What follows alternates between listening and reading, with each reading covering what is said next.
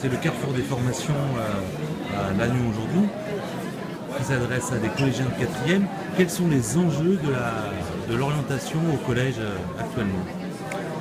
Les enjeux actuels, c'est casser cette dynamique négative d'irréversibilité des parcours. Donc, notre objectif aujourd'hui, c'est de permettre la création des passerelles post-3e, où des élèves peuvent faire des choix, expérimenter, confronter la réalité au désir.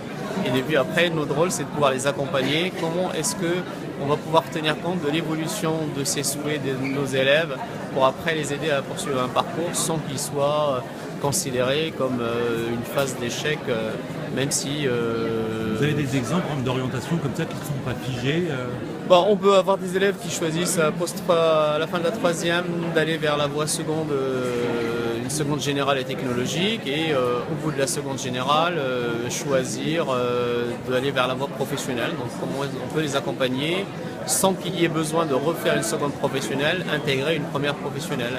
Et dans l'autre sens aussi pareil, des élèves qui choisissent alors une voie professionnelle et qui veulent revenir sur la voie technologique, donc c'est possible, mais aussi dans le cadre de la voie professionnelle entre différents champs professionnels. Est-ce que les collèges se rapprochent du monde de l'entreprise?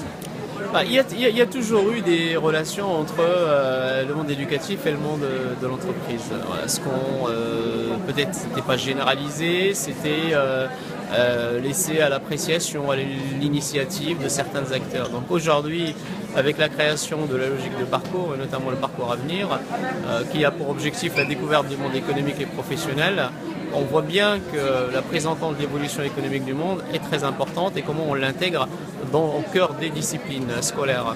L'idée, c'est qu'un élève construit des compétences à l'intérieur et en dehors de l'école. Donc, dans le cas du parcours à venir, l'un des objectifs, c'est aussi le développement de la prise d'initiative chez l'élève. Donc, on a des élèves qui sont investis dans des activités sportives, dans des activités associatives, qui à un moment donné vont construire des compétences qui vont être utiles dans le cadre du cursus scolaire.